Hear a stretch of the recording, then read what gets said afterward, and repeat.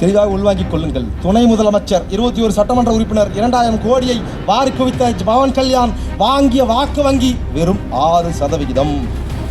அப்படியானால் இந்த நாட்டில் வெறும் 6% வைத்திருப்பவன் கூட பாரதிய ஜனதாவோடும் மாநிலத்தின் பிரதான கட்சியோடும் கூட்டணி சேர்ந்தால் 2000 கோடியை குவிக்க முடியும். 21 சட்டமன்ற உறுப்பினரை வெல்ல முடியும்.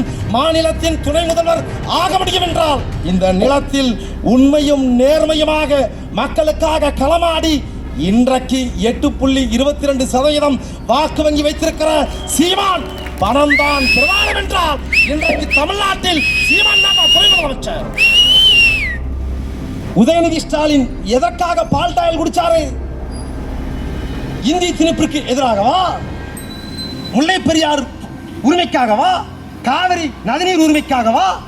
கூடங்குளம் அணு உலை எதிர்ப்பிற்காகவா?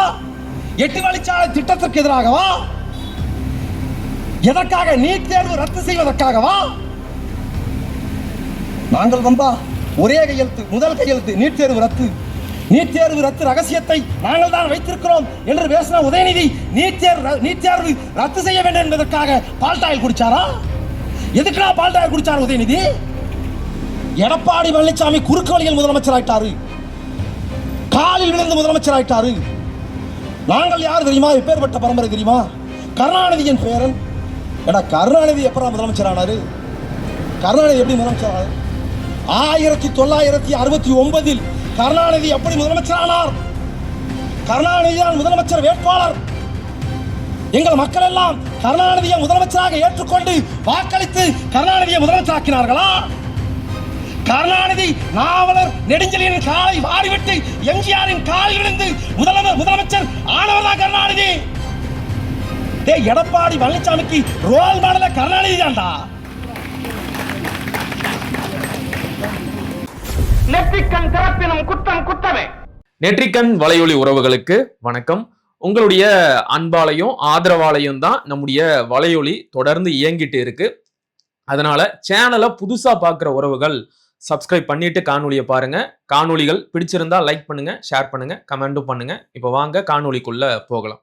எங்கள் வாழ்வும் எங்கள் வளமும் வங்காத தமிழ் என்று சங்கே முழங்கு. எங்கள் பகைவர் எங்கோ மறைந்தார், இங்குள்ள தமிழர் ஒன்றாதல் கண்டு. திங்களோடும் செலும்பரி தன்னோடும் விண்ணோடும் உடுக்கலோடும் மங்குதல் கடல் இவற்றோடும் பிறந்த தமிழுடன் பிறந்தோம் நாங்கள். ஆண்மை சிங்கத்தின் கூட்டம் என்று சிறியோர்க்கு ஞாபகம் செய் முழங்கு சங்கு. பொங்கு தமிழருக்கு இந்நாள் விளைந்தால் சங்காரணிசம் என சங்கே முழங்கு. வெங்கொடுமை சாக்காட்டில் விளையாடும் தோள்கள் எங்கள் வெற்றி தோள்கள். கங்கை போல் காவிரி போல் கருத்துக்கள் ஊறும் உள்ளம் எங்கள் உள்ளம். செங்குரிதனில் கமழ்ந்து வீரம் செய்கின்ற தமிழ் எங்கள் மூச்சாம். எங்கள் வாழ்வும் எங்கள் வளமும் மங்காத தமிழ் என்று சங்கே முழங்கு.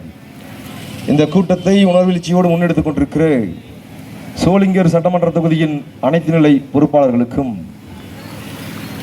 சோளிங்கர் சட்டமன்ற தொகுதியின் வெற்றி வேட்பாளராக இருக்கக்கூடிய எங்கள் அண்ணன் செந்தமிழன் சீமான் அவர்களின் அன்பு தம்பி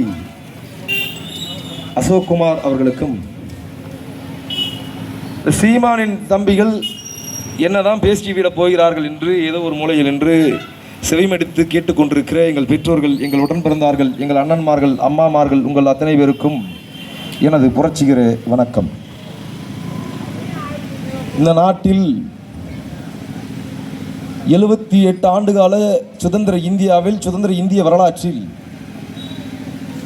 தற்போது நான் பேசிக்கொண்டிருக்கிற நேரம் வரைக்கும் ஏறத்தாழ 2500க்கும் மேற்பட்ட அரசியல் கட்சிகள் பதிவு செய்யப்பட்டிருக்கிறது. இந்த பதிவு செய்யப்பட்ட 2500 கட்சிகளில் 60 கட்சிகள் மட்டும்தான் இந்திய தேர்தல் ஆணையத்தால் மாநில கட்சிகளாக அங்கீகரிக்கப்பட்டிருக்கிறது. அந்த அங்கீகரிக்கப்பட்ட 60 கட்சிகளில் ஒரே ஒரு கட்சி மட்டும்தான் சாதியை முன்னிறுத்தாமல், மதத்தை முன்னிறுத்தாமல், திரை கவர்ச்சியை முன்னிறுத்தாமல், காசு கொடுக்காமல், வாக்குக்கு காசு கொடுக்காமல், கோழி பிரியாணியும் கோட்டரும் கொடுக்காமல், உண்மையும் நேர்மையுமாக இந்த நிலத்தில் இந்த இனத்திற்காக இந்த மக்களுக்காக போராடி நேர்மையாக களம் கண்டு இந்திய தேர்தல் ஆணையத்தால் அங்கீகரிக்கப்பட்ட மாநில கட்சியாக இந்திய அரசியல் வரலாற்றில் ஒரே ஒரு கட்சி மட்டும்தான் அங்கீகரிக்கப்பட்டிருக்கிறது. அந்த கட்சி தான் நாம் தமிழர் கட்சி. அறிவில் சிறந்த எங்கள் பெற்றோர்கள் தம்பி சீமானும் சீமான் தம்பிகளும் நல்லா பேசுறீங்க தம்பி, நல்லதைத்தான் பேசுறீங்க. ஆனா கூட்டணி போகணும் தம்பி. கூட்டணி போலன்னா எப்படி நீங்க வெல்ல முடியும்? கூட்டணி போனால்தான் சீமான் எம்எல்ஏ ஆக முடியும். நாம் தமிழ் கட்சியில ஒரு 10 எம்எல்ஏ கிடைப்பான். கூட்டணி போங்க தம்பி. எங்கள் மீது அக்கறை கொண்டு அறிவுறுத்தக்கூடிய எங்கள் பெற்றோர்கள் அறிவில் சிறந்தவர்கள். இந்த மண்ணில் இன்னும் அறிவில் சிறந்தவர்கள் இருக்கிறார்கள். அந்த அறிவில் சிறந்தவர்கள் இந்த மண்ணில் ஒரு கருத்துருவாக்கம் பண்றான். என்ன சொல்றான்? நாம் தமிழ் கட்சி ஏன் தனித்தே நிற்கிறது தேர்தல்? அனைத்து தேர்தல்களிலும் நாம் தமிழ் கட்சி ஏன் தனித்தே நிற்கிறது? நாம் தமிழ் கட்சி தனித்து நிற்பதற்கு சீமான் பணம் வாங்குறாரு. தனித்து நிற்பதற்கு சீமானுக்கு பணம் கிடைக்கிறது. திமுகவின் சார்பு ஊடகங்கள் கருத்துருவாக்கம் பண்றான். பாரதிய ஜனதா அதிமுக கூட்டணி கட்சிகள் சீமானுக்கு தனித்து நிற்பதற்காக 50 கோடி பணம் கொடுத்துட்டான். 50 கோடி பணத்திற்காக சீமான் தனித்து நிற்கிறார். நாம் தமிழர் தனித்து நிற்கிறது. கருத்துருவாக்கம் பண்றான். அதிமுக பாஜகவின் சார்பு ஊடகங்கள் சீமான் திமுக பணம் வாங்கிட்டாரு. அதிமுகவின் சார்பு ஊடகங்கள், பாஜகவின் சார்பு ஊடகங்கள், இந்த புதிதாக வந்திருக்கிற இந்த தற்கொலை கூட்டங்கள் இவன் கருத்துருவாக்கம் பண்றான். ஏன் சீமான் தனித்தே நிற்கிறார்? திமுகவிடம் 100 கோடி பணம் வாங்கி விட்டார் சீமான். 100 கோடி பணத்திற்காக தனித்து நிற்கிறார். அவர் தனித்து நிற்பதனால சீமானுக்கு தனித்து நின்றால் 100 கோடி கிடைக்கிறது, 200 கோடி கிடைக்கிறது. அதில்தான் அவர் வாழ்கிறார். இப்படி கருத்துருவாக்கம் செய்கிறார்கள். அறிவில் சிறந்த எங்கள் பெற்றோர்களுக்கு, எங்களுடன் பிறந்தார்களுக்கு ஒரு சத்தியத்தை நான் இந்த இடத்தில் பதிவு செய்கிறேன். ஆந்திர பிரதேசத்தில் பவன் கல்யாண் என்று ஒரு நடிகன் இருக்கிறான். பவன் கல்யாண் தமிழ்நாட்டில் எப்படி அஜித், விஜய் உச்ச நடிகர்களோ அதை போல ஆந்திராவில் பவன் கல்யாண் ஒரு உச்ச நடிகன். அந்த பவன் கல்யாண் 2014 தனி கட்சி தொடங்குறாரு. 2014 ஆந்திர சட்டமன்ற தேர்தலில் போட்டியிட்ட பவன் கல்யாண் போட்டியிட்ட அனைத்து இடங்களிலும் படுதோல்வி அடைகிறார். அந்த தேர்தலில் பவன் கல்யாண் ஒரே நேரத்தில் 2 சட்டமன்ற தொகுதியில் போட்டியிடுறார். இப்போ இந்த தேர்தலில் ஒரு தற்கொலை 2 தொகுதியில் நிற்கிறார்ல, அதை போல 2 சட்டமன்ற தொகுதியில் பவன் கல்யாண் நிற்கிறார். அந்த சட்டமன்ற தேர்தலில் பவன் கல்யாணும் பவன் கல்யாண் கட்சியின் வேட்பாளர்களும் அனைத்து தொகுதிகளிலும் படுதோல்வி அடைகிறார்கள். ஒரு தொகுதியில் கூட வெல்ல முடியல, கட்டுத்தொகை டெபாசிட் வாங்கல. படுதோல்வி அடைந்த பவன் கல்யாணின் ஜனசேனா கட்சி 2024 பின்னால் என்ன நடக்குது? 2024 பாரதிய ஜனதா சந்திரபாபு நாயுடுவின் தெலுங்கு தேசம் கட்சி இந்த கட்சிகளோடு 2024 ஆந்திர சட்டமன்ற தேர்தலில் கூட்டணி வைத்து தேர்தலை சந்திக்கிறார். 30 இடங்களில் கூட்டணியோடு 30 இடங்களில் போட்டியிட்ட பவன் கல்யாண் ஜனசேனா கட்சி 21 சட்டமன்ற உறுப்பினர்களை வென்றெடுத்தது. பவன் கல்யாண் அந்த தேர்தலில் 21 சட்டமன்ற உறுப்பினர்களை வென்றார். இன்றைக்கு அந்த பவன் கல்யாண் ஆந்திர பிரதேசத்தின் துணை முதலமைச்சர். பாரதிய ஜனதாவோடும் தெலுங்கு தேசம் கட்சியோடும் கூட்டணி பேசிய பவன் கல்யாண் 1000 கோடி 2000 கோடியை வாரி குவித்தார். எப்படி? அந்த பவன் கல்யாண் 21 சட்டமன்ற உறுப்பினர்களை வென்றிருக்கிறார். ஆந்திர பிரதேசத்தின் துணை முதலமைச்சர் 2000 கோடியை வாரி குவித்திருக்கிறார். கூட்டணி சென்றதனால ஆந்திர பிரதேசத்தின் துணை முதலமைச்சர் 2000 கோடியை வாரி குவித்த பவன் கல்யாண் வாங்கிய வாக்கு சதவிகிதம் எவ்வளவு தெரியுமா? தெளிவாக உள்வாங்கிக் கொள்ளுங்கள். துணை முதலமைச்சர் 21 சட்டமன்ற உறுப்பினர் 2000 கோடியை வாரி குவித்த பவன் கல்யாண் வாங்கிய வாக்கு வங்கி வெறும் 6%. அப்படியானால் இந்த நாட்டில் வெறும் 6% வைத்திருப்பவன் கூட பாரதிய ஜனதாவோடும் மாநிலத்தின் பிரதான கட்சியோடும் கூட்டணி சேர்ந்தால் 2000 கோடியை குவிக்க முடியும். 21 சட்டமன்ற உறுப்பினரை வெல்ல முடியும். மாநிலத்தின் துணை முதல்வர் ஆக முடியும் என்றால் இந்த நிலத்தில் உண்மையும் நேர்மையுமாக மக்களுக்காக களமாடி இன்றைக்கு 8.22% வாக்கு வங்கி வைத்திருக்கிற சீமான் பணம் தான் பிரதானம் என்றால் இன்றைக்கு தமிழ்நாட்டில் சீமான் தான் துணை முதலமைச்சர். இவன் சொல்றான் 100 கோடிக்காக தனிச்சு நிற்கிறாரு, 150 கோடிக்காக தனிச்சு நிற்கிறாரு. கூட்டணி போயிருந்தா 2000 கோடி. ஆனாலும் அண்ணன் சீமான் அவர்கள் நாம் தமிழர் கட்சியும் ஏன் தனித்து இந்த களத்தில் இருக்கிறோம்? நாங்கள் எங்களுடைய வெற்றிக்காக இந்த தேர்தல் களத்தில் நிற்கலை. தனிப்பட்ட முறையில் சீமானின் வெற்றிக்காகவோ இங்கே போட்டியிடுகின்ற என் அன்பு தம்பி அசோக் குமார் அவர்களின் வெற்றிக்காகவோ பேசிக் கொண்டிருக்கிற நல்லானின் வெற்றிக்காகவோ நாம் தமிழ்ச்சியும் அண்ணன் சீமானும் அரசியல் செய்யவில்லை. ஏன் நாங்கள் தனித்து நிற்கிறோம்? இந்த மண்ணில் இந்த நிலத்தில் வாழக்கூடிய நம் வீட்டு பிள்ளைகள், நம் பிள்ளைகளின் எதிர்காலம், அவர்களின் எதிர்காலத்தில் வாழக்கூடிய சமூகம் ஒரு உண்மையும் நேர்மையுமான சமூகமாக தமிழர் நிலத்தில் தமிழர்களுக்கான ஒரு சமூகமாக கட்டமைக்கணும். இதுதான் எங்கள் அண்ணனின் நோக்கம், இலக்கு, லட்சியம். அதனால தான் நாம் தமிழ்ச்சி இந்த தேர்தலிலும் தனித்து களம் காண்கிறது. எங்கள் பெற்றோர்கள் உடன் பிறந்தார்கள். நீங்கள் இந்த நுட்பமான அரசியலை முதலில் உள்வாங்கிக் கொள்ளணும்.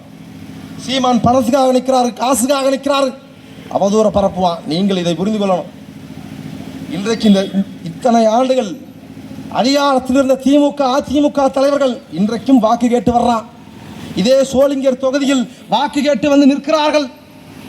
கடந்த வாரம் அம்மையார் கனிமொழி சோளிங்கர்ல வந்து பேசுறாங்க. காங்கிரஸ் வேட்பாளருக்காக முனிரத்னத்துக்காக வாக்கு கேட்டு வந்து நிற்கிறாங்க. வாக்கு கேட்கும்போது என்ன சொல்றாங்க?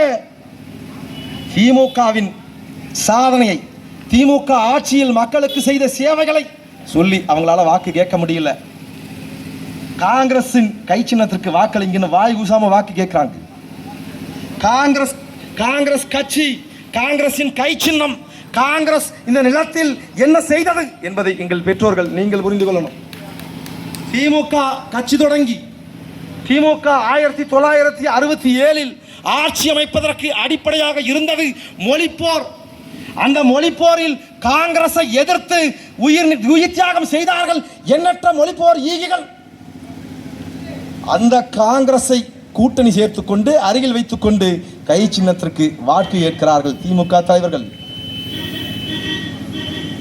தாளமுத்து, நடராசன், கீரனூர் முத்து, விருகம்பாக்கம் அரங்கநாதன், கீழப்பளவூர் சின்னசாமி இவர்களெல்லாம் காங்கிரஸை வீழ்த்த வேண்டும் என்பதற்காக செத்து போனார்கள். என் தாய் வழியை வீழ்த்தினால் நான் உன்னை வீழ்த்துவேன் என்பதற்காக செத்து போனார்கள்.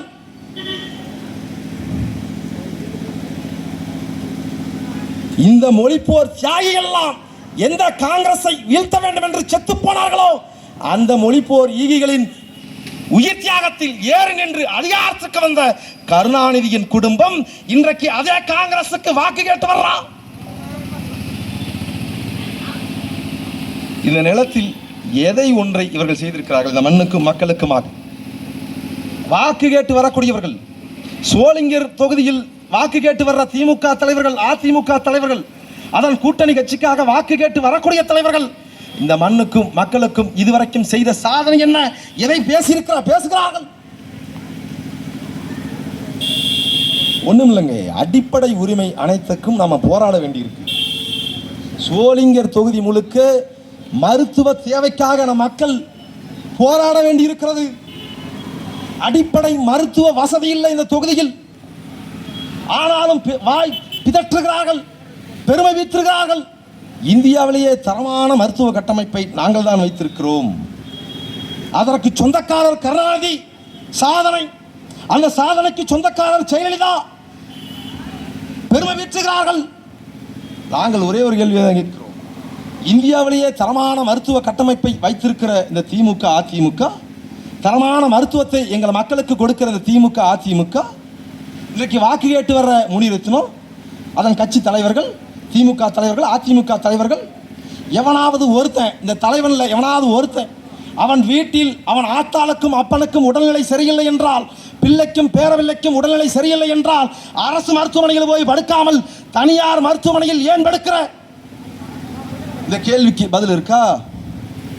தமிழ்நாடு முழுக்கும் மருத்துவத்தை வர்த்தகமாக்கியது இந்த தலைவர் பெருமக்கள் தான்.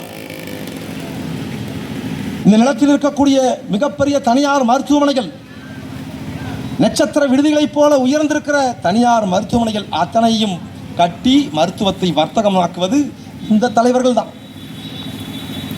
தமிழ்நாடு முழுமைக்குங்க காவேரி மருத்துவமனை கிளை வச்சிருக்கான் எல்லா மாவட்டத்திலையும்.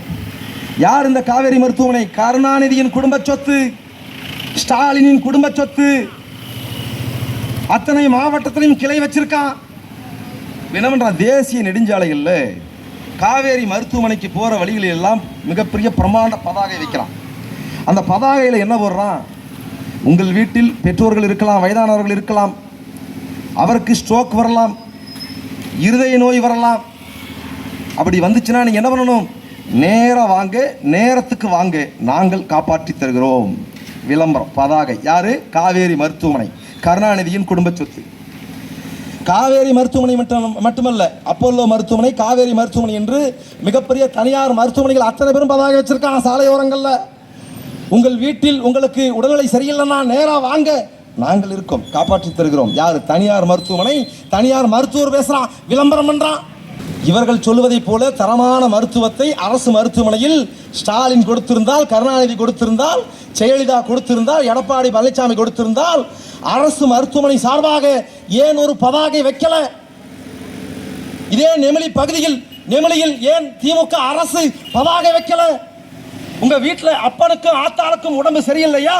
அரசு மருத்துவமனைக்கு வாங்க, நாங்கள் காப்பாற்றி தருகிறோம். ஏன் பதாகை வைக்கல? பதாகை வைப்பதற்கு ஏன் வைக்கல? வைக்க மாட்டான். ஏன்? அரசு மருத்துவமனைக்கு போனா அவனால் காப்பாற்றி கொடுக்க முடியாது.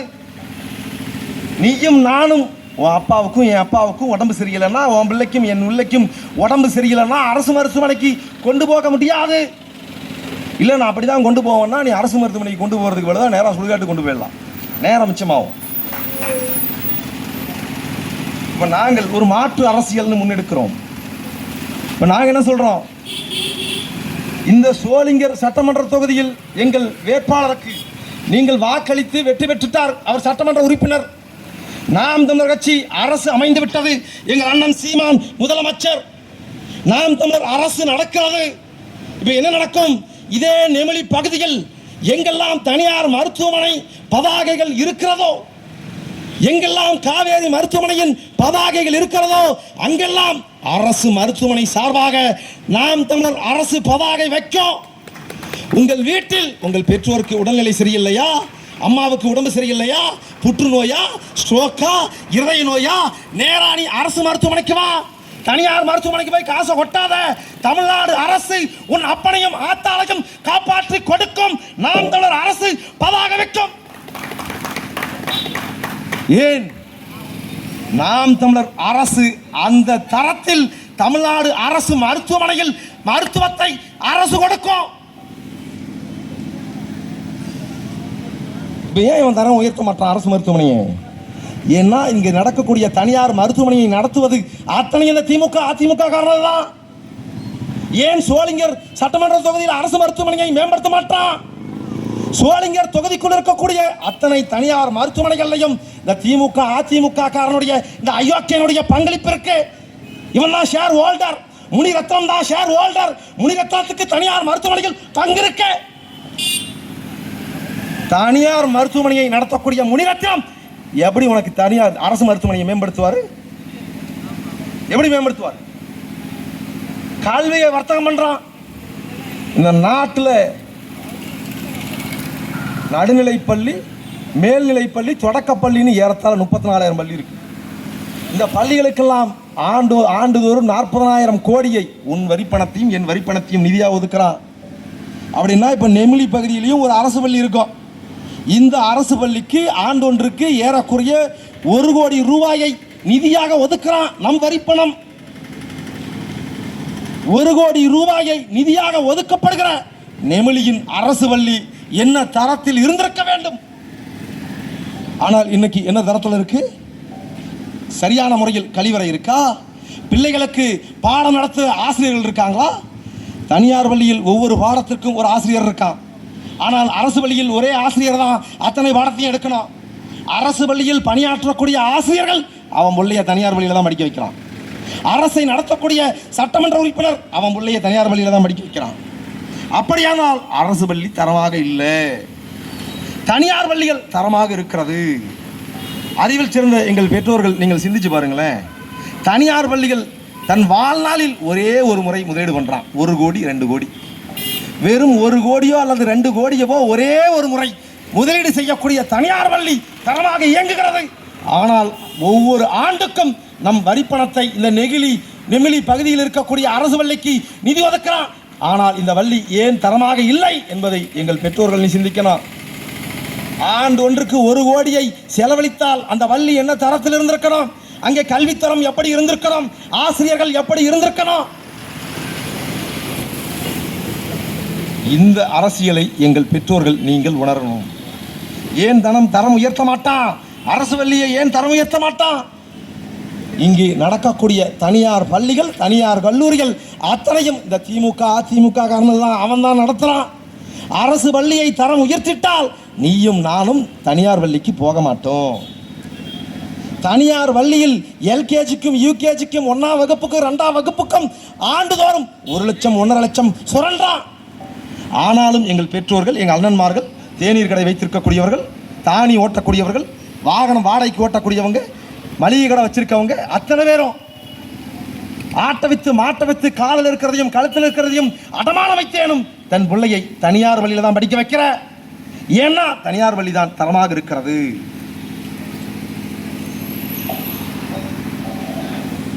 தனியார் பள்ளியை நடத்தக்கூடியவர்கள் இவர்கள் தான்.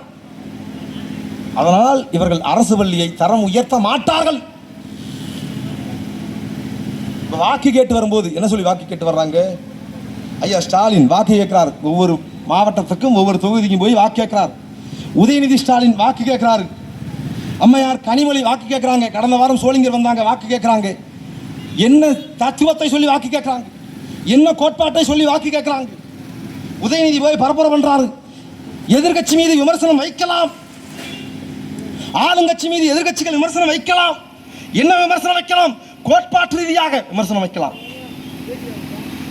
ஆட்சியின் நிர்வாகத்தின் மீது விமர்சனம் வைக்கலாம். உதயநிதி ஸ்டாலின், நாங்க எடப்பாடி பழனிசாமியே விமர்சனத்துக்கு உட்பட்டவர். எடப்பாடி பழனிசாமி, அதிமுக தலைமை, அதிமுக தலைவர்கள் அயோக்கியர்கள், அது எங்களுக்கு மாற்று கருத்து இல்லை. இப்ப எடப்பாடி பழனிசாமியின் நிர்வாகத்தை, கோட்பாட்டை, நிலைப்பாட்டை விமர்சனம் செய்யலாம். ஆனால் கோட்பாட்டு ரீதியாக விமர்சனம் செய்ய வக்கில்ல. எடப்பாடி பழனிசாமி குறித்து என்ன சொல்றாரு உதயநிதி ஸ்டாலின்? இதை பார்த்தீங்களா, காலில் விழுந்துட்டாரு. இது பாருங்க, காலில் விழுந்துட்டாரு, மண்டி இட்டுட்டாரு. அவரு இங்கே மாறி மாறி அதிகாரத்தில் இருந்த திராவிட கட்சிகள் கோட்பாட்டு ரீதியாக, நிர்வாக ரீதியாக விமர்சனம் வைக்க இருவருக்குமே தகுதி இல்லை, வக்கில்ல. உடனே எடப்பாடி பழனிசாமி, நான் ஆசி வாங்குறதுக்காக காலில் விழுந்தங்க, நான் காலில் விழுந்தது கூட பரவாயில்லைங்க, உதயநிதி எங்க பால்டாயில் குடிச்சாருன்னு கேட்கிறாரு அவரு. ஏண்டா இது உனக்கு தேவையா? திமுகவில் இருக்கக்கூடிய திமுகவிற்காக வாக்களிக்கக்கூடிய எங்கள் பெற்றோர்கள், எங்கள் உடன் பிறந்தார்கள், எடப்பாடி பழனிசாமி முன்வைக்கிற இந்த விமர்சனம், உதயநிதி ஸ்டாலின் எதற்காக பால்டாயில் குடிச்சாரு? இந்தி திணிப்பிற்கு எதிராகவா? முல்லை பெரியார் உரிமைக்காகவா? காவிரி நதிநீர் உரிமைக்காகவா? கூடங்குளம் அணு உலை எதிர்ப்பிற்காகவா? 8 வழிச்சாலை திட்டத்திற்கு எதிராகவா? எதற்காக? நீட் தேர்வு ரத்து செய்வதற்காகவா? நாங்கள் வந்தா ஒரே கையெழுத்து, முதல் கையெழுத்து, நீட் தேர்வு ரத்து ரகசியத்தை நாங்கள் தான் வைத்திருக்கிறோம் என்று பேசின உதயநிதி நீட் தேர்வு ரத்து செய்ய வேண்டும் என்பதற்காக பால்டாயில் குடிச்சாரா? எதுக்குடா பால்டாயில் குடிச்சார் உதயநிதி? அதில் இருக்கா அவன்கிட்ட?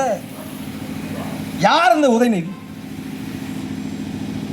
எடப்பாடி பழனிசாமி குறுக்கு வழியில் முதலமைச்சர் ஆயிட்டாரு, காலில் விழுந்து முதலமைச்சர் ஆயிட்டாரு. நாங்கள் யார் தெரியுமா? எப்பேற்பட்ட பரம்பரை தெரியுமா? கருணாநிதியின் பேரன். ஏடா, கருணாநிதி எப்படா முதலமைச்சர் ஆனாரு? கருணாநிதி எப்படி முதலமைச்சர் ஆனாரு? 1969 கருணாநிதி எப்படி முதலமைச்சர் ஆனார்? கருணாநிதி தான் முதலமைச்சர் வேட்பாளர். எங்கள் மக்கள் எல்லாம் கருணாநிதியை முதலமைச்சராக ஏற்றுக்கொண்டு வாக்களித்து கருணாநிதியை முதலமைச்சராக்கினார்களா?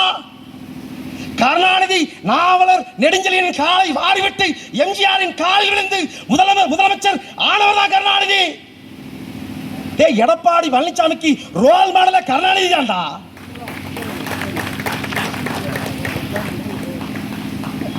சொந்த தாத்தன் வரலாறு தெரியாத உதயநிதி எல்லாம் வந்து பேசுறாரு, தமிழ்நாடு அரசியல் பேசுறாரு. என்னண்ணே என்ன பாருங்க, என்ன இல்லை ஒன்று சால்வ் வர்றாங்க. சொந்த தாத்தனுடைய வரலாறு தெரியாம பேசிட்டு இருக்க நீ. இப்படிப்பட்ட தலைவர்கள் வாக்கு கேட்டு வர்றாங்க.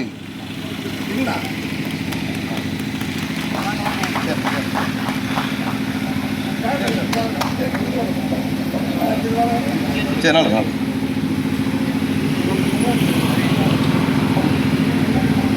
கருணாநிதி குடும்பத்தால் பாதிக்கப்பட்டதில் அண்ணனும் ஒருவர்னு நினைக்கிறேன். அப்போ சொந்த வரலாறு தெரியாம எடப்பாடி பழனிசாமிக்கு ஆள் வந்துட்டான்னு இவர் பேசுகிறார், பால் டாயில் குடிச்சிட்டாருன்னு அவர் பேசுகிறார். தத்துவ கோட்பாட்டு விமர்சனம் ரெண்டு பேருக்குமே இல்லை. ரெண்டு பேரும் என்ன சொல்லி வாக்கு கேட்கிறான்? நாங்கள் ஆட்சிக்கு வந்தால் 2000 தருவோம், நாங்கள் ஆட்சிக்கு வந்தால் ஏற்கனவே 1000 கொடுத்துட்டு இருக்கோம், நாங்களும் 2000 தருவோம். முன்னாடி என் அன்பு சகோதரன் சொன்ன மாதிரி அதிமுக ஆட்சிக்கு வந்துருச்சுன்னா நாங்கள் ஃப்ரிட்ஜ் தருவோம். எடப்பாடி பழனிசாமி இங்கே இந்த பக்கம் நாங்கள் ஆட்சிக்கு வந்துட்டோம்னா 8000 ரூபாய்க்கு கூப்பன் தருவோம், நீங்கள் ஃப்ரிட்ஜ் இல்லை எதை வேணாலும் வாங்கிக்கலாம். ஃப்ரிட்ஜ் வேணா ஃப்ரிட்ஜ் வாங்கிக்கலாம், ஃப்ரிட்ஜ் வேணாமா வாஷிங் மிஷின் வாங்கிக்கலாம், வாஷிங் மிஷின் வேணாமா எல்இடி டிவி வாங்கிக்கலாம், எல்இடி டிவி வேணாமா மைக்ரோ ஓவன் வாங்கிக்கலாம், எதை வேணாலும் வாங்கிக்கலாம். இது எப்படி இருக்கு? ஒரு திரைப்படத்தில் கார்த்தி நடித்த ஒரு திரைப்படங்க, கார்த்தியும் ரமேஷ் கண்ணாவும் போலி சாமியார் வேஷம் போட்டு பிச்சை எடுப்பான், சாமி பேர் சொல்லி பிச்சை எடுப்பான். பிச்சை எடுத்துட்டு காசெல்லாம் வசூலித்து கோவிலுக்கு போவான். ரமேஷ் கண்ணா என்ன பண்ணுவார்? எல்லா காசும் நானே எடுக்க மாட்டேன் கடவுளே, ஒரு கட்டத்தை வரைவார். ஒரு கட்டத்தை வரைஞ்சி நான் காசை மேலே தூக்கி போடுறேன் கடவுளே, அந்த காசு அந்த கட்டத்துக்குள்ளே விழுந்தது போக மிச்சம் வெளியில் எது செதறதோ அது மட்டும் நான் எடுத்துக்கிறேன் இறைவா. யார்? ரமேஷ் கண்ணா. இது எடப்பாடி பழனிசாமி. கார்த்தி என்ன பண்ணுவார்? நான் இந்த மாதிரி உன்னை கட்டத்துக்குள்ளேயெல்லாம் அடைக்க விரும்பலை கடவுளே. யார்? ஐயா ஸ்டாலின். நான் காசை எல்லாத்தையும் மேலேயே தூக்கி போடுறேன், உனக்கு எவ்வளவு வேணுமோ அவ்வளோதையும் மேலத்தையே பிடிச்சிக்கிட்டு எவ்வளவு கீழே செதறதோ அதை மட்டும் நான் எடுத்துக்கிறேன். யார்? இது ஐயா ஸ்டாலின். இவர் ஃப்ரிட்ஜு, இவர் 8000 கூப்பன். அது வேற ஒன்றும் இல்லை, இந்த வசந்த் அன்கோ நிறுவனம் இருக்குல்ல, வசந்த் அன்கோ நிறுவனம் வசந்தகுமாரோடைய பையன் வசந்த் விஜய் வந்து திமுக கூட்டணியில் தான் இருக்காப்புல. இப்போ அவன் என்ன பண்ணிட்டான்? வசந்த் அன்கோக்கு பர்ச்சேஸ் பண்ணுற மொத்த கொட்டேஷனையும் ஐயா ஸ்டாலின் வாங்கிட்டாரு. சாதனையை சொல்லி வாக்கு கேட்க துப்பில்லை எங்கள் பெற்றோர்கள். நீங்கள் கருணாநிதி புள்ள ஸ்டாலின் இலவசமா பேருந்து விட்டிருக்காரு. இந்தியாவிலேயே முன்மாதிரி சாதனை இலவச பேருந்து, மகளிருக்கு பேருந்து. பெருமை பேசுற எங்கள் அக்காமார்கள், எங்கள் அம்மாமார்கள், எங்கள் தங்கைமார்கள், நீங்கள் இந்த செய்தியை உள்வாங்கணும். பேருந்து இலவசம், எங்கள் பெற்றோருக்கு மகிழ்ச்சி. நாங்கள் பேருந்தில் வரும்போது பார்க்கிறோம், நகர பேருந்தில் 6 ரூபாய் டிக்கெட்டுங்க. நகர பேருந்து 6 ரூபாய் டிக்கெட்டு. எங்கள் அம்மா எங்கள் அக்காலாம் ஏறுறாங்க. நடத்துனர் எதுவுமே கேட்கல, டிக்கெட்டை கிழிச்சு கொடுத்துட்டான், இலவசம். எங்கள் அக்காவுக்கு எங்கள் அம்மாவுக்கு ஒரே மகிழ்ச்சி. கட்டணம் 6 ரூபா, இலவசம். மகிழ்ச்சியாக போகிறாங்க, பேருந்து பயணம் மகிழ்ச்சி. ஆனால் இதில் என்ன இருக்கு? பேருந்து இலவசம், மகிழ்ச்சியாக போகக்கூடிய எங்கள் அம்மாமார்கள், எங்கள் அக்காமார்கள், எங்கள் தங்கைமார்கள் இலவச பேருந்தில் போய் இறங்குறாங்க, பேருந்து நிலையத்தில் போய் இறங்குறாங்க. சோளிங்கர் பேருந்து நிலையம், அரக்கோணம் பேருந்து நிலையம், ராணிப்பேட்டை மத்திய பேருந்து நிலையம், நகர பேருந்து இலவசம். மகிழ்ச்சியோடு போய் இறங்கக்கூடிய எங்கள் அம்மாமார்கள் பேருந்து நிலையத்தில் இறங்கினோன்னு தண்ணி தாகங்க, கோடைக்காலம் தண்ணீர் தாகம். பேருந்து இலவசம், ஆனால் குடிக்கிற தண்ணி 20 ரூபா கொடுத்தால்தான் கிடைக்கும். 6 ரூபா பயணச்சீட்டு இலவசம். எங்க அம்மாவுக்கு மகிழ்ச்சி. கருணாநிதி உள்ள ஸ்டாலின் சாதனை செஞ்சுட்டாரு, மகிழ்ச்சி. பயணம் போற இலவச பயணம். பேருந்து நிலையம் போய் இறங்குறாங்க எங்க அம்மா எங்க அக்கா. பேருந்து நிலையம் இறங்கியவுடன் அவசர காலம், இயற்கை உபாதை கழிக்கணும். மாதவிடாய் காலம், இயற்கை உபாதை கழிக்கணும். மாதவிடாய் காலம், இயற்கை உபாதை கழிக்கணும். பேருந்து இலவசம், ஆனால் பேருந்து நிலையத்தில் இருக்கக்கூடிய கழிவறைக்கு 10 ரூபா. திராவிட மாடல். என் அக்காமார்கள் எங்க அம்மாமார்கள் என்றைக்காவது இந்த திமுக அதிமுக காரன் வாக்கு கேட்டு வரக்கூடியவனை சட்டையை பிடிச்சு நீ கேட்கணும். பேருந்தை இலவசமாக கொடுக்க தெரிந்த ஸ்டாலினுக்கு ஏன் தண்ணீரை இலவசமாக கொடுக்க தெரியல? கழிவறை 10 ரூபாங்க, 6 ரூபா பயணச்சீட்டு இலவசம். ஆனால் எங்கள் அக்காவுக்கு எங்கள் அம்மாவுக்கு கழிவறை போகணும்னா 10 ரூபா. அது எப்படிப்பட்ட கழிவறை? நீ அரக்கோணம் பேருந்து நிலையம் போய் பாருங்களேன், நான் போயிருக்கேன், போய் பாருங்க. அதிநவீன கழிப்பிடம். அது என்னடா அதிநவீன கழிப்பிடம்? ஒருவேளை German technology, American technology, France, Russia technology, இப்படி எல்லா டெக்னாலஜியும் உள்ளடக்கி ஒரு நவீன முறையில் பண்ணியிருப்பானோ? எல்லாருக்கும் தெரியும், நம்ம அம்மா நம்ம அண்ணன்மார்கள் அத்தனை பேரும் போயிருக்கான். அதிநவீன கழிப்பிடம் அதிநவீன கழிப்பறை போட்டிருப்பான், 10 ரூபா. அதிநவீன கழிப்பிடம் எப்படி இருக்கும்? உள்ளே போகிறான், எங்கள் அண்ணன் உள்ளே போகிறாரு. உள்ளே போனோடனே அவசரம், வேறு வழி இல்லை, போயிட்டாரு. உள்ளே போயிட்டு வேலை முடிஞ்சுது. இப்போ என்ன பண்ண? கழுவணும். உள்ளே ஒரு பக்கெட் வச்சுருப்பான், ஒரு மக் வச்சுருப்பான், ஒரு டால்டா டப்பா வச்சுருப்பான், அதில் தான் நீ கழுவணும். இப்போ என்ன ஆயிடுச்சு? எங்கள் அண்ணனுக்கு உள்ளே போனவங்க எங்கள் அண்ணனுக்கு என்ன ஆயிடுச்சு? அவருக்கு உள்ள ஒரு டாஸ்க்குங்க. இந்த பிக் பாஸ்லாம் டாஸ்க் வைப்பாங்கல்ல, இந்த ஜென்டில்மேன் படத்தில் செந்தில் சொல்லுவார்ல, கவனம் பண்ணிட்டேன் அண்ணே இது ஒரு கேம்ண்ணே, டாஸ்க்குண்ணே, ஜலபோல ஜங்ஸ், ஸ்பூன்லிங், ஸ்கப்லிங், அந்த மாதிரி உள்ள எங்கள் அண்ணனுக்கு இப்போ ஒரு டாஸ்க்கு என்னன்னா, மக்களை தண்ணியை மூழ்றாரு, தண்ணி கீழே போயிடுது. மக்களை தண்ணியை மூழ்றாரு, தண்ணி கீழே போயிடுது. இப்போ என்ன அவருக்கு டாஸ்க்கு? அந்த மக்களை தண்ணி கீழே போகிறதுக்குள்ள அவர் கழுவிக்கணும். இதுதான் லேட்டஸ்ட் டெக்னாலஜி மிஷின். இந்த வடிவேல் ஒரு படத்தில் மூட்டை பூச்சி நசுக்கக்கூடிய லேட்டஸ்ட் டெக்னாலஜி மிஷின் கொண்டு வருவார்ல, மூட்டை பூச்சியை பிடிச்சாச்சு, கையில் இருக்கக்கூடிய உறவில் போட்டாச்சு, இப்போது நங்கு குத்தவும் லேட்டஸ்ட் டெக்னாலஜி மிஷின். அந்த மாதிரி அதிநவீன கழிப்பிடம் போட்டு 10 ரூபா வாங்கிட்டு ஏமாத்திர அயோக்கிய பையன், மொல்ல மாதிரி பையன், முடிச்ச வைக்க பையன், இந்த திமுக அதிமுக மாவட்ட செயலாளர், ஒன்றிய செயலாளர், எந்த அயோக்கிய பையனாவது அவன் உள்ள பொண்டாட்டி புள்ளைய அந்த கழிவறைக்கு அனுப்புவானா? அப்ப வாழ வழி இல்லாத மக்கள்கிட்ட மானங்கெட்டவர்களா நாங்க? எங்க அம்மாமார்களையும் அக்காமார்களையும் அந்த கழிவறைக்கு தான் நம்ம அனுப்பணும். ஆனாலும் இந்த நாட்டில் பேருந்து இலவசம், போக்குவரத்து துறை 1.5 லட்சம் கோடி கடன் சுமையில இயங்குது. சென்னையில் பெரும்பான்மையான போக்குவரத்து கழகங்களை, நகர பேருந்து போக்குவரத்து கழகங்களை தனியாருக்கு வித்துட்டான், தாழை வார்த்துட்டான். போக்குவரத்து கழகங்களையே நடத்த துப்புள்ள ஸ்டாலினுக்கு உனக்கு எதுக்குடா இலவச பேருந்து? தர்மபுரியிலங்க இந்தியாவிலேயே முதன்முறையாக ஒரு பேருந்து நிலையத்தை தனியார் வசம் ஒப்படைச்சிட்டான். தர்மபுரியில் புதிதாக கட்டியிருக்கிற பேருந்து நிலையம் 20 கோடி முதலீடு போட வக்கில்ல. தனியார் முதலாளி பேருந்து நிலையம் கட்டியிருக்கான். 25 ஆண்டுகள் அவனுக்கு உரிமை கொடுத்திருக்கான். இப்ப அந்த தர்மபுரியில் ஏற்கனவே இந்த பழைய பேருந்து நிலையம் இருக்கும்போது அந்த தர்மபுரியின் நகராட்சி பகுதிக்கு மாதம் ஒன்றுக்கு 40 லட்சம் வருவாய் வந்து கொண்டிருந்தது அந்த பேருந்து நிலையம் இருந்ததுனால. இப்போ என்ன பண்ணிட்டான்? பேருந்து நிலையம் தனியார் கட்டிட்டான் தொலை தூரத்தில். இப்போ பேருந்தெல்லாம் அங்கே போகுது. முதலீடு 20 கோடி, ஆனால் அவனுக்கு மாத வருமானம் 40 லட்சம். மாதத்துக்கு 40 லட்சம்னா ஆண்டொன்றுக்கு எத்தனை கோடி நீ கணக்கு போட்டுக்க. அப்ப 25 ஆண்டுகளுக்கு எத்தனை கோடி? அப்ப ஒரு பேருந்து நிலையத்தை மக்களுக்கு, குடிமக்களுக்கு கட்டி கொடுக்க துப்புல்ல வக்கில்ல. பிறகு எதுக்குடா இலவச பேருந்து? எவன்ட்டையாவது பதில் இருக்கா? ஒரு பேருந்து தரமா ஓடுதா சாலையில்? அரசு பேருந்து பார்க்குறோங்க, சமூக ஊடகங்களில் பார்க்குறோம், யூடியூப்ல பார்க்குறோம். அரசு பேருந்து ஓடிட்டே இருக்கு. ஓரமாக நிற்கிறேங்க அண்ணன் மேலே அம்மா மேலே உடனே விடுறான். ஏண்டான்னா கண்ட்ரோல் இல்லை. ஒரு பேருந்து தரம் இல்லை. பேருந்தில் ஏறினோம்னா ஏறி உக்காந்து திரும்ப நம்ம வேலூர்ல இருந்து இங்கே வந்து சேர்றதுக்குள்ள மனுஷன் உயிர் போயிடுது. பேருந்து தரமாக இயக்க வக்கில்லை. ஆனாலும் இலவசம். திமுக இலவசம் அறிவிக்கிறான், அதிமுக இலவசம் அறிவிக்கிறான். இவர் 2 பேருமே இந்த மண்ணை சுரண்டி கொளுத்தவர்கள். ஆனால் நான் தான் மாற்றுன்னு ஒருத்தன் வர்றான். திமுக அதிமுகவுக்கு நான் தான் மாற்றுன்னு ஒரு தற்கொலை வர்றான். அவனும் இலவசம் அறிவிக்கிறான். உலகில் எந்த நாடுங்க வளர்ந்திருக்கு? உலகில் இன்றைக்கு வல்லாதிக்க நாடுகளாக இருக்கிற எந்த நாடு? சுகாதாரத்துறையில் வளர்ந்திருக்கிற நாடுகள், போக்குவரத்து துறையில் வளர்ந்திருக்கிற நாடுகள், மருத்துவத்தில் வளர்ந்திருக்கிற நாடுகள், பொருளாதாரத்தில் வளர்ந்திருக்கிற நாடுகள், கல்வியில் வளர்ந்திருக்கிற நாடுகள் எந்த நாடுகள் நாட்டு மக்களுக்கு இலவசத்தை கொடுத்து நாட்டை வளர்த்திருக்கிறது? வரலாறு இருக்கா? வரலாற்றில் ஒரு செய்தி இருக்கா? உலகில் இருக்கக்கூடிய அத்தனை சமூக ஆய்வாளர் சொல்றான், சமூக செயற்பாட்டாளர் சொல்றான், இலவசம் என்பது ஒரு சமூகத்தை பின்னோக்கி இழுக்கும். இலவசம் கொடுத்து ஒரு மனிதனின் வாழ்வை மேம்படுத்துவேன் என்பது ஓட்டை பாத்திரத்தில் நீரை நிரப்புவேன் என்று சொல்வதற்கு சமன்றான். இவர்களின் பொருளாதாரம் எப்படிப்பட்ட பொருளாதாரம்? நம் காலுக்கு என்ன அளவுக்கு செருப்பு தேவையோ அந்த செருப்பை உற்பத்தி செய்யக்கூடிய பொருளாதாரம் இவனது இல்லை. அவன் என்ன பண்றான்?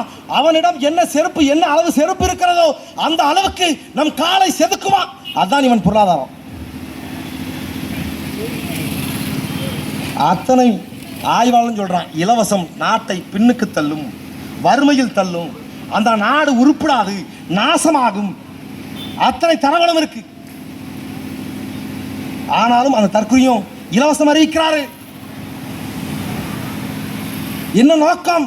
என் மக்கள், எங்கள் பெற்றோர்கள் நாய்க்கு எலும்பு துண்டை தூக்கி எறிவதைப் போல இலவசங்களை தூக்கி எறிந்தால் வாக்கை அளித்து அதிகாரத்தை கொடுத்து விடுவீர்கள் என்கிற எண்ணம், நோக்கம். இலவசம் அறிவிக்கிறாங்க.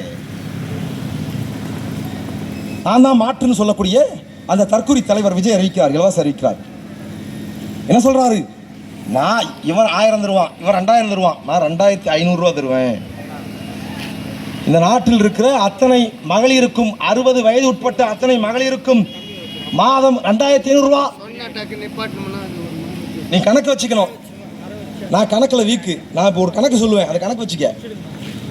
நம்ம அம்மாமார்களுக்கு, நம்ம அக்காமார்களுக்கு அத்தனை பேருக்கும் விஜய் ஆட்சிக்கு வந்தால் மாதம் 2500 கணக்கு வச்சுக்க. அப்புறம் என்ன சொல்றாரு? அரசு பள்ளியில் பயிலக்கூடிய மாணவர்களுக்கு, அரசு பள்ளி மாணவர்களின் பெற்றோர்களுக்கு ஆண்டு ஒன்றுக்கு 15,000 தருவேன், கணக்கு வச்சுக்க. இப்போ ஏற்கனவே எங்கள் அக்கா வந்து மாதம் 2500 வாங்குவாங்க. இப்போ என்ன பண்ணுறாங்க? எங்கள் அக்காவோட புள்ள அரசு பள்ளியில் படிக்குது, அதனால் ஆண்டு ஒன்றுக்கு 15,000 தராரு விஜய். அப்புறம் என்ன சொல்கிறாரு? இந்த நாட்டில் இருக்கக்கூடிய மகளிர்கள் எல்லாம் சுய உதவி குழுக்களாக இணைந்தால் அவர்களுக்கு ஆண்டு ஒன்றுக்கு 5 லட்சம். எப்படி? 100% மானியம், இலவசம். இப்போ ஏற்கனவே எங்கள் அக்கா மாதம் 2500 வாங்கிட்டு இருக்காங்க. அதுக்கப்புறம் எங்கள் அக்கா பிள்ளைக்கு ஆண்டுதோறும் 15,000 தராங்க அரசு பள்ளியில் படிக்கிறதுக்கு. இப்போ எங்கள் அக்கா சுய உதவி குழுக்களாக இணைந்தால் எங்கள் அக்கா இணைஞ்சிருவாங்க. எப்படி? சுய உதவி குழுக்களாக இணைந்தால் 5 லட்சம், எங்கள் அக்கா இணைஞ்சிருவாங்க. அப்போது எங்கள் அக்காவுக்கு 5 லட்சம். அப்புறம் என் அக்காவுக்கு புள்ள பிறக்கும். அதில் என்ன அறிக்கை கொடுத்துருக்கான்? புதிதாக பிறக்கக்கூடிய குழந்தைகளுக்கு தாய் மாமன் சீரு. ஏண்டா, குழந்தைன்னா புதிதாக பிறக்கும், எங்கேயாவது செகண்ட் குழந்தை பிறக்குமாங்க? ஒரு அறிக்கை கொடுக்குறாங்க, முட்டா பைய. வடிவேல் சொல்கிற மாதிரி இவர் ஆனர் அம்மிக்கல்லை கொத்த தெரியாதவர் போல கொத்தியிருக்கிறார்கள் இவர் ஆனர்ன்ற மாதிரி. இது ஒரு தேர்தல் அறிக்கை. அப்போ என்ன நினைக்கிறான்? இலவசங்களை கொடுத்தால் அதிகாரத்துக்கு வந்துவிட முடியும்னு நினைக்கிறான். முன்னாடி எல்லாம் இவர்கள் கொள்ளையடித்த பணத்திலிருந்து இலவசங்களை கொடுத்து கொண்டிருந்தார்கள். கொள்ளையடித்த பணத்திலிருந்து கொடுப்பான், கொலுசு கொடுப்பான், மூக்குத்தி கொடுப்பான், தோடு கொடுப்பான். இரவு 12 மணிக்கு கதவை தட்டி 1000 ரூபாய் 2000 ரூபாய் கொடுப்பான். வினவன்ட்டான், நம் வரி பணத்திலேயே நமக்கு இலவசங்களை கொடுக்குறான் வாக்குக்காக. நம் வரி பணத்தில். அறிவில் சேர்ந்த எங்கள் பெற்றோர்கள், நீங்க கொஞ்சம் சிந்திச்சு பாருங்களேன். இந்த பூமி பந்தில் இருக்கக்கூடிய ஆட்சி முறைகளில் குறைந்தபட்சமேனும் நியாயமான ஆட்சி முறை மக்கள் ஆட்சி முறைதான்.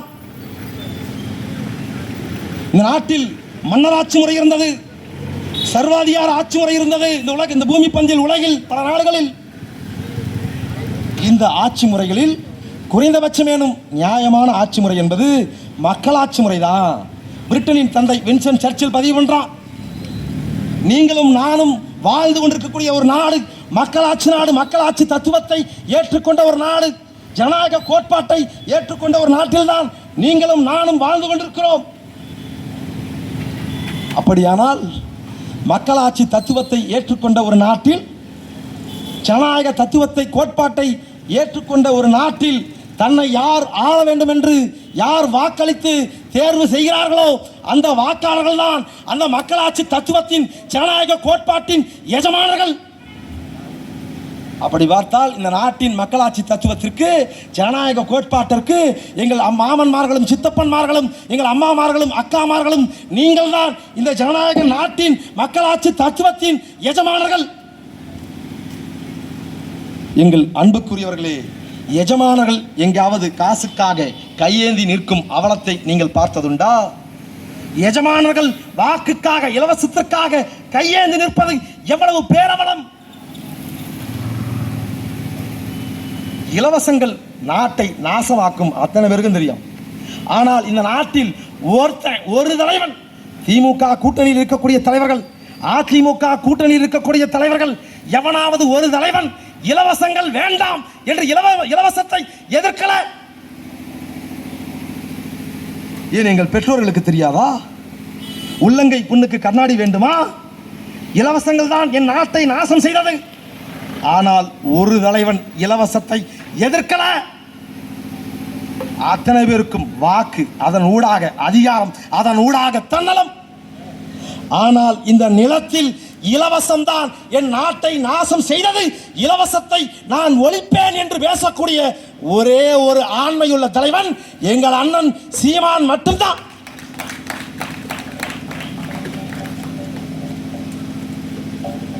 (2016) இதே கனிமொழி இந்த நாட்டில் அதிகமான விதவைகள் வாழக்கூடிய மாநிலம் தமிழ்நாடுன்னு பேசுறாங்க. திமுக ஆட்சிக்கு வந்தால் முதல் கையெழுத்து மதுவிலக்கு பேசுறாங்க. ஆனால் இன்னைக்கு சோளிங்கூர்ல வந்துட்டு மது குறித்து, மதுவிலக்கு குறித்து ஒரு வார்த்தை பேச முடியாது. அதிமுக தலைவர்கள் மது ஒழிப்பு குறித்து பேச மாட்டான். திமுகவில் ஒரு தலைவன் பேச மாட்டான். இந்த தொகுதியில் வேட்பாளராக இருக்கக்கூடிய, காங்கிரசின் வேட்பாளராக இருக்கக்கூடிய ஐயா முனிரத்னம் மதுவிலக்கு குறித்து, மது ஒழிப்பு குறித்து பேச மாட்டார். சிந்திச்சு பாரு, சமூகம் இன்றைக்கு எப்படி இருக்கு? கிருஷ்ணகிரியில் 70 வயது மூதாட்டியை வன்புணர்வு பண்றான், கற்பழிக்கிறான். 75 வயது அவரது கணவரை, ஒரு கிழவரை, ஒரு முதியவரை கொலை செய்துவிட்டு 70 வயது மூதாட்டியை கற்பழிக்கிறான், வன்புணர்வு பண்றான். குமாரபாளையத்தில் 7 வயது சிறுமியை வன்புணர்வு பண்றான், கற்பழிக்கிறான். அப்படி என்றால் இந்த சமூகம் எப்படிப்பட்ட சமூகமாக மாறிக்கொண்டிருக்கிறது என்று எங்கள் பெற்றோர்கள் நீங்கள் புரிந்து கொள்ளணும். 70 வயது மூதாட்டியை ஒருத்தன் பார்த்து அவளை வன்புணர்வு பண்ணணும், கற்பழிக்கணும்னு சிந்திக்கிறான்னா அவனுடைய சிந்தனை எவ்வளவு மோசமானதாக, மிருகத்தனமாக இருக்கிறது என்பதை நீங்கள் புரிந்து கொள்ளணும். நம் பிள்ளைகளை வெளியே அனுப்ப முடியல, பள்ளிக்கு அனுப்ப முடியல, கல்லூரிக்கு அனுப்ப முடியல, வேலைக்கு அனுப்ப முடியல. நாளொன்றுக்கு தினம்தோறும் வன்புணர்வு குற்றச்சாட்டுகள், பாலியல் வன்புணர்வு நிகழ்ந்து கொண்டே இருக்கு. தடுக்க வக்கில்ல.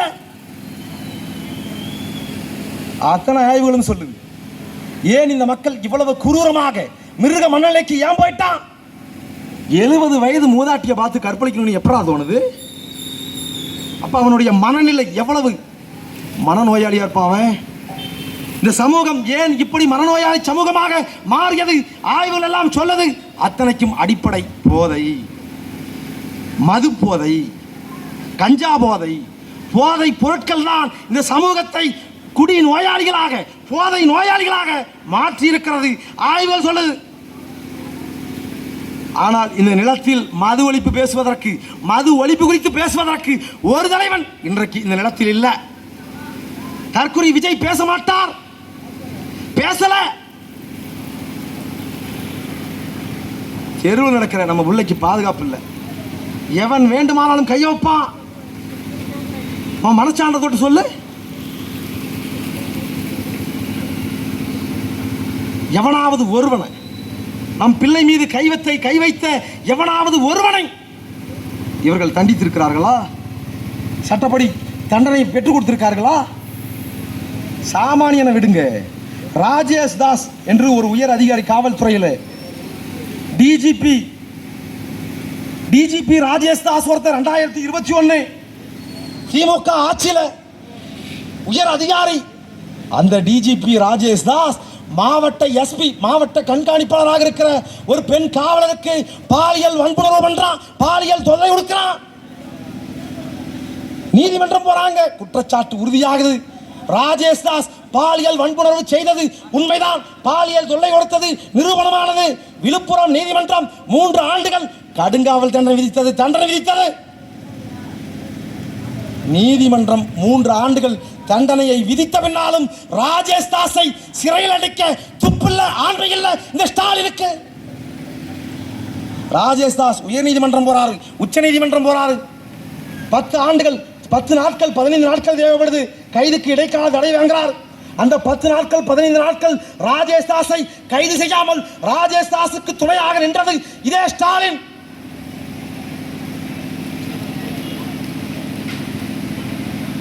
ராஜேஷ் தாஸை எப்போ ஒரு பொம்பளை மேல கைய வச்சானோ அப்போதே தெருவில் ஓடவிட்டு ராஜேஷ் தாஸை சுட்டிருந்தால் பின்னாளில் இத்தனை பாலியல் வன்புணர்வு நடக்குமா?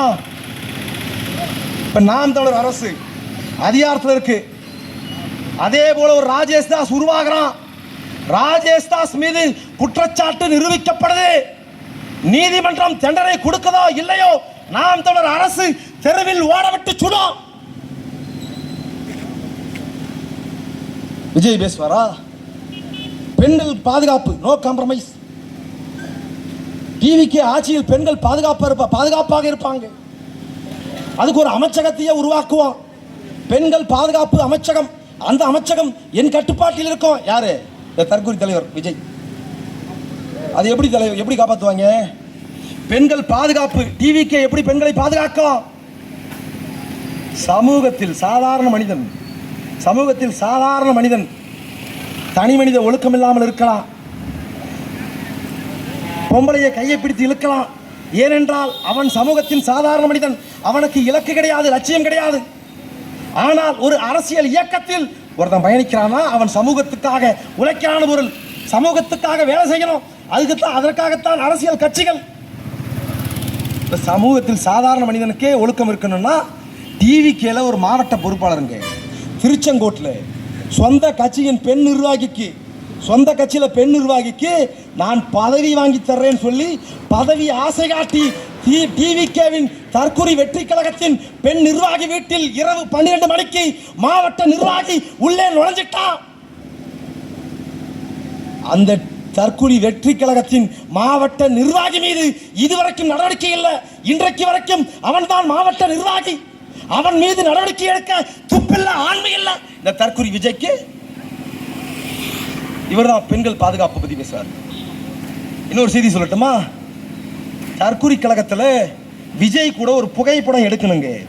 என் தங்கை ஒருத்தி தளபதியோடு ஒரு புகைப்படம் எடுக்கணும் ஒரு நிர்வாகி கிட்ட கேட்கிறா.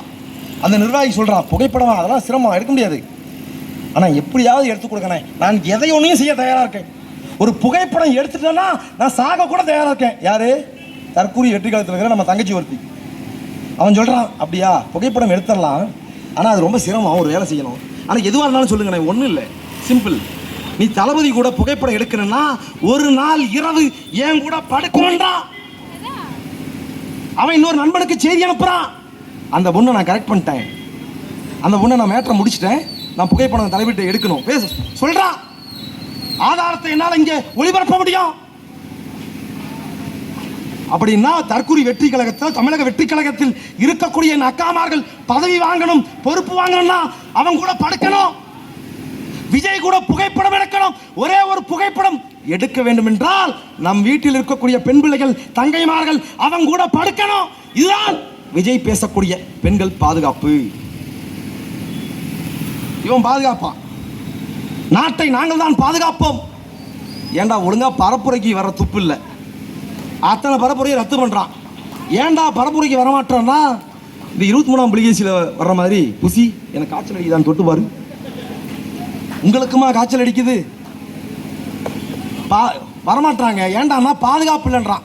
யார்கிட்டடா பாதுகாப்பு இல்லை? யார்கிட்ட இருந்தா அவனுக்கு பாதுகாப்புன்னா என் கட்சிக்காரர் இருந்தாங்க, எனக்கு பாதுகாப்பு வேணும்ன்றான். உள்துறை அமைச்சகத்துக்கு கடிதம் எழுதுறாரு விஜய், கடிதம் எழுதுறாரு. தாவேகாவின் பொறுப்பாளர் கடிதம் எழுதுறான். தாவேகாவிலேயே செய்தியாளர்களை சந்தித்து பேசக்கூடிய அறிவாற்றல் இருக்கக்கூடிய ஒரே ஒருத்தன் நிர்மல்குமார் தான். அந்த நிர்மல்குமார் உள்துறை அமைச்சகத்துக்கு கடிதம் எழுதுறான். உள்துறை அலுவலருக்கு கடிதம் எழுதுறதுக்கு எழுதா 2 ஆண்டுகளுக்கு முன்னால ரிட்டையர் ஆன ஒரு அதிகாரிக்கு கடிதம் எழுதுறாங்க. யாரு? இவன் தான் தாவேக்காலி இருக்கக்கூடிய அறிவாளி. இவனே எப்படின்னா இவன் கீழே இருக்கவன் எப்படின்னு சிந்திச்சுக்க. கடிதம் எழுதுறான், அவன் திருப்பி அனுப்புறான். இந்த வடிவேல் நகைச்சுவையில் வர மாதிரி, என்ன எங்கள் அப்பனாக்கு எரிச்சிட்டீங்களான்னு வடிவேல் போய் அழுவாரு. டே மூதேவி, செல்லக்கண்ணு மகராணியே, டே இது முந்தா நாள் செத்து போன சாந்திடா, உங்கள் அப்பன் பாரு அங்கே எரிஞ்சிருக்கான்ற மாதிரி. டே முட்டாப்பையில உள்துறை அலுவலர் நான் இல்லடா அப்படின்னு அவன் திருப்பி அனுப்புகிறான். இதில் பேசுறாரு, நான் வசதி வாய்ப்பை எல்லாம் விட்டு வர்றேன், வசதியையும் வாய்ப்பையும் விட்டு நான் வர்றேன், உங்க விஜய் வர்றேன். என்ன வசதி வாய்ப்பை விட்டுட்ட நீ? என்ன நீலாங்கரையில் இருக்கிற வீட்டை விட்டுட்டு வந்துட்டியா? பனையூர் வீட்டை விட்டுட்டு வந்துட்டியா? பட்டினப்பாக்கம் வீட்டை விட்டுட்டு வந்துட்டியா? அந்த சார்ட்டர் ஃப்ளைட்டை விட்டு வந்துட்டியா? இல்லை குறைஞ்சபட்சம் தீசாவை விட்டு வந்துட்டியா? யாரை விட்டு வந்த நீ? எல்லாத்தையும் விட்டுட்டு வந்துட்டேன். இத்தனை இலவசங்களை அறிவிக்கக்கூடிய விஜய், நான் விஜய்க்கு மட்டும் இல்லை அத்தனை தலைவருக்கும் சொல்றேன், இத்தனை இலவசங்களை அறிவிக்கக்கூடிய தலைவர்கள், இத்தனை ஆண்டுகள் ஆட்சி செய்து சாதனை செய்த இந்த தலைவர்கள், எவனாவது ஒருத்தன் தேர்தலில் வாக்கு கேட்டு வரும்போது நாங்கள் ஆட்சிக்கு வந்தால் என் வீட்டில் எடப்பாடி பழனிசாமி மீண்டும் அதிகாரத்துக்கு வந்தால் எடப்பாடி பழனிசாமியின் ஆத்தாளுக்கும் அப்பனுக்கும் பிள்ளைக்கும் பேரபிள்ளைக்கும் என்ன தரமான மருத்துவத்தை கொடுப்பாரோ அதே தரமான மருத்துவத்தை எடப்பாடி பழனிசாமி கொடுப்பார். ஒரு அதிமுக காரன் சொல்றான். ஐயா ஸ்டாலின், உதயநிதி ஸ்டாலின் மீண்டும் திமுக ஆட்சிக்கு வந்தால் ஐயா ஸ்டாலின் ஆத்தாளுக்கும் அப்பனுக்கும் பிள்ளைக்கும் பேரபிள்ளைக்கும் என்ன தரமான மருத்துவம் கிடைக்கிறதோ அதே தரமான மருத்துவத்தை உன் பிள்ளைக்கும் பேரபிள்ளைக்கும் நான் கொடுப்பேன். திமுக காரன் ஒருத்தன் பேசு. தற்கொலை விஜய், நாங்கள் ஆட்சிக்கு வந்தால் விஜயின் ஆத்தாளுக்கும் அப்பனுக்கும் என்ன தரமான மருத்துவம் கிடைக்குதோ வந்தாலே எங்க ஆத்தாளை அப்படின்னு தெருவில் விட்டாரு. ஏன்னா இப்படி வச்சுக்குவோம், விஜய் முதலமைச்சராக வந்தால் திரிசாவிற்கும் திரிசா விட்டு நாய்க்கும் என்ன தரமான மருத்துவம் கிடைக்குதோ அதே தரமான மருத்துவத்தை இந்த மக்களுக்கு கொடுப்பேன். விஜயால பேச முடியுமா?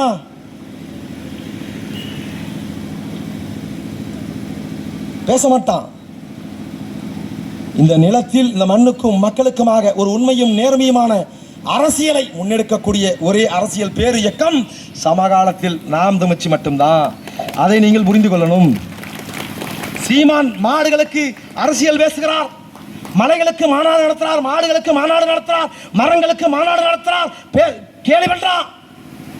இந்த மலைகளை சுரண்டி கொள்ளையடித்தவன், மரங்களையும் காடுகளையும் காடு வளங்களையும் அழித்து பல்லாயிரம் கோடி சொத்து சேர்த்தவன் அத்தனை பேரும் கேலி பேசுறான். ஏன் மரங்களை பாதுகாக்கணும்? ஒரே ஒரு செய்தி உனக்கு சொல்றேன். 25 ஆண்டுகளுக்கு முன்னால் இந்த நிலத்தில் காடுகளை பாதுகாக்க ஒருவன் இருந்தான், வனங்களை பாதுகாக்க வனக்காவலனாக ஒருவன் இந்த நிலத்தில் இருந்தான்.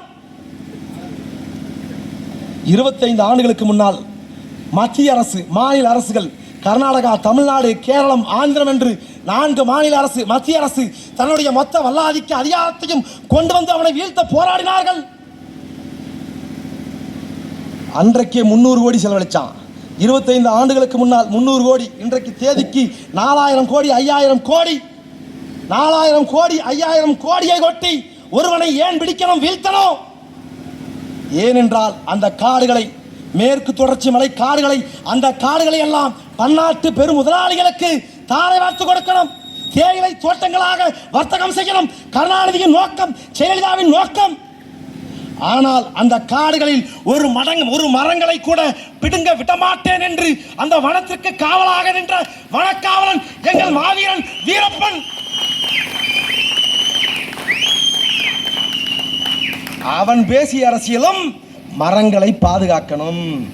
அதே எங்கள் வனக்காவலன் மாவீரன் வீரப்பன் பேசிய அதே அரசியலை தான் எங்கள் அண்ணன் சீமான் என்று பேசுகிறார். ஏன் மரங்களை பாதுகாக்கணும்? உண்ண கனி, ஒதுங்க நிழல், உடலுக்கு மருந்து, உணர்வுக்கு விருந்து, அழகு தூளி, ஆட தூளி, அடைக்க கதவு, தடவ தைலம், தாளிக்க எண்ணெய், எழுத காகிதம், எரிக்க விறகு, மறந்தான் மறந்தான், எல்லாம் மறந்தான், மறந்தான் மறந்தான், மனிதன் மறந்தான், எல்லாம் மறந்தான். நீ அதை புரிஞ்சுக்க. பேசுவதற்கு நிறைய சிக்கல் இருக்கு, நேரம் இல்லை. உன்னுடைய சிக்கலை பேசணும்னா விடிய விடிய பேசலாம், அவ்வளவு சிக்கல்கள் இருக்கு. இந்த சிக்கல்களிலிருந்து உங்களை மீட்கக்கூடியவர்கள் நாம் தமிழ் மட்டும்தான். அதை நீ புரிஞ்சுக்கொள்ளணும். இந்த நிலத்தை நீயும் நானும் சுதந்திரமாக வாழ்வதற்காக நம் முன்னவர்கள் எண்ணற்றவர்கள் உயிர் தியாகம் செய்தார்கள். துப்பாக்கியும் பீரங்கியும் வைத்திருக்கிறான் என்று தெரிந்தும் தன் மார்பை கொண்டு போய் கொடுத்தான், உயிர் தியாகம் செய்தான். தீரன் சின்னமலை தூக்கில் தொங்கினான், மருது பாண்டியர்கள் தூக்கில் தொங்கினார்கள், அழக முத்துக்கோன் நெஞ்சை பீரங்கிக்கு பலியாக கொடுத்தான். எண்ணற்ற முன்னவர்கள் நம் சுதந்திரத்திற்காக போராடினார்கள். எதற்காக போராடினார்கள்? வாக்குக்கு காசு வாங்கி கொண்டு வாக்களிப்பதற்காகவா? உரையில் உறங்கவாவா? துருப்பிடித்து தூங்கவா? துப்பாக்கி இலக்கென்று எரியவா? ஈட்டிகள், அழகு பொருட்களா? அம்புகள், விளையாடி மகிழவா?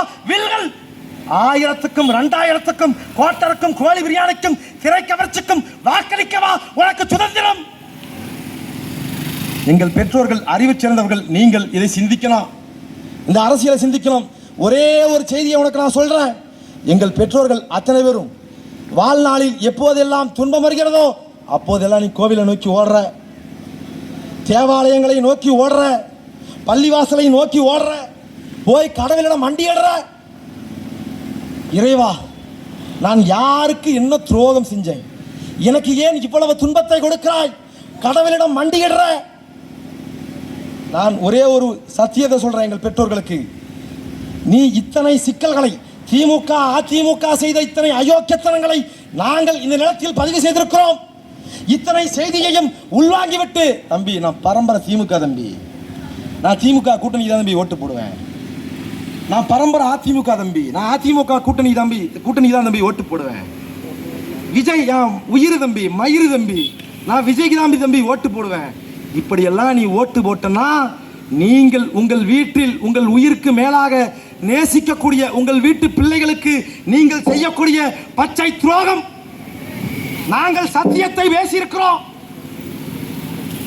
அப்படியானால் உங்கள் வீட்டு பிள்ளைகளுக்கு நீங்கள் பச்சை துரோகம் செய்கிற நீ திமுக அதிமுகவுக்கு வாக்களித்து உங்கள் பிள்ளைகளுக்கு பச்சை துரோகத்தை இழைத்து விட்டால் இனி கோவிலை நோக்கி ஓடாத, தேவாலயங்களுக்கு ஓடாத, பள்ளிவாசல்களுக்கு ஓடாத.